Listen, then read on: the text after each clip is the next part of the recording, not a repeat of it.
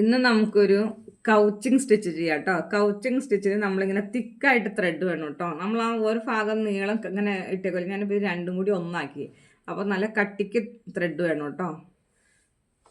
എന്നിട്ട് എന്ത് ചെയ്യുക, താഴേന്ന് കുത്തിപ്പൊക്കി ഇങ്ങനെ നീളം ഇട്ട് കൊടുക്കണം. കണ്ട, ഇങ്ങനെ നീളം ഇട്ട് കൊടുക്കണം. കാണാൻ പറ്റണ്ട. എന്നിട്ട് വേറൊരു കളർ ത്രെഡ് കോർത്തിട്ട് ഒരറ്റം കെട്ടണം കേട്ടോ. അതിനുശേഷം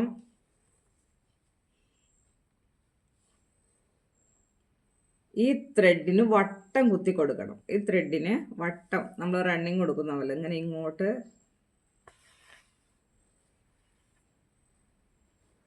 വേണ്ട, ഈ ത്രെഡിനെ നമ്മൾ ഫിക്സ് ചെയ്യുക. അതാണ് കൗച്ചിങ് എന്ന് പറയുന്നത്. ഇതിൻ്റെ ചേർത്ത് വച്ചിട്ട് കുത്തി താഴ്ത്തണം.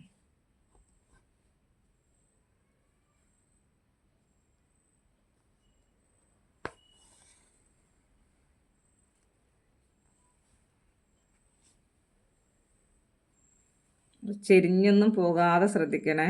അങ്ങനെ ടൈറ്റ് ചെയ്ത് ഇങ്ങനെ വച്ചതിന് ശേഷം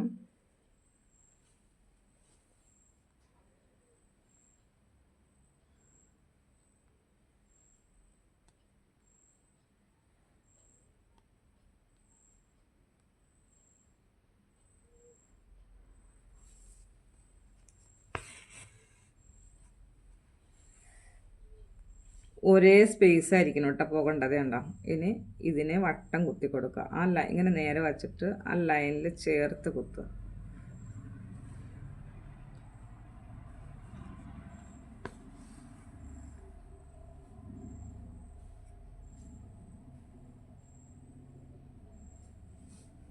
കണ്ടോ,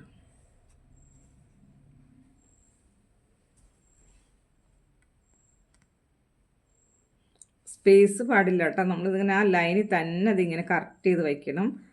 അത് ലൈനിൽ തന്നെ നമ്മളിങ്ങനെ കുത്തിയിട്ട് ഇപ്പുറ സൈഡിൽ എടുക്കുക. എന്നിട്ട് ഈ ത്രെഡിനെ വട്ടം കുത്തുക. ചെരിഞ്ഞൊന്നും പോകാതെ നല്ല കെയറിങ് കൂടി തന്നെ ചെയ്യണം കേട്ടോ.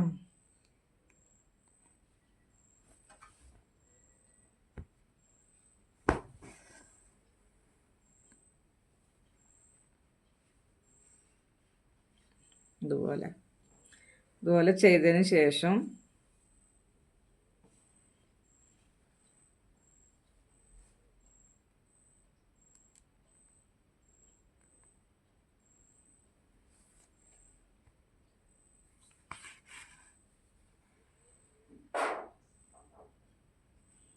വട്ടം കുത്തി ഉറപ്പിക്കണം ഈ ത്രെഡിന്.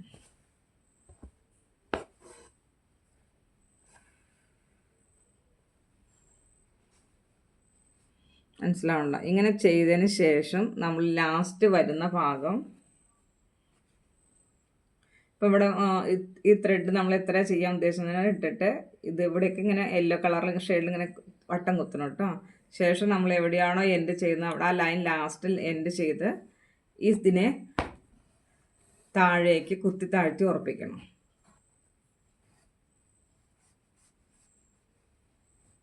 കണ്ടോ, അതിനെ കുത്തി താഴ്ത്തി ഉറപ്പിക്കണം. ഈ യെല്ലോ വട്ടം നമ്മൾ കുത്തിയില്ലേ അതും താഴേക്ക് കുത്തിയിട്ട് ലോക്ക് ഇട്ട് കൊടുക്കണം.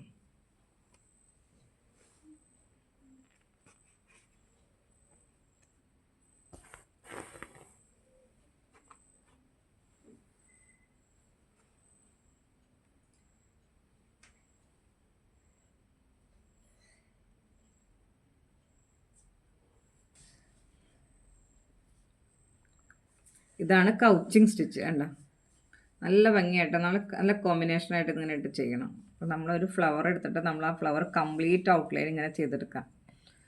ഇപ്പോൾ ഒരു ഫിഗർ, ഏത് ഫിഗറായാലും ആ ഫിഗറിൻ്റെ ഔട്ട്ലൈൻ നമ്മളിങ്ങനെ കംപ്ലീറ്റ് ചെയ്യും.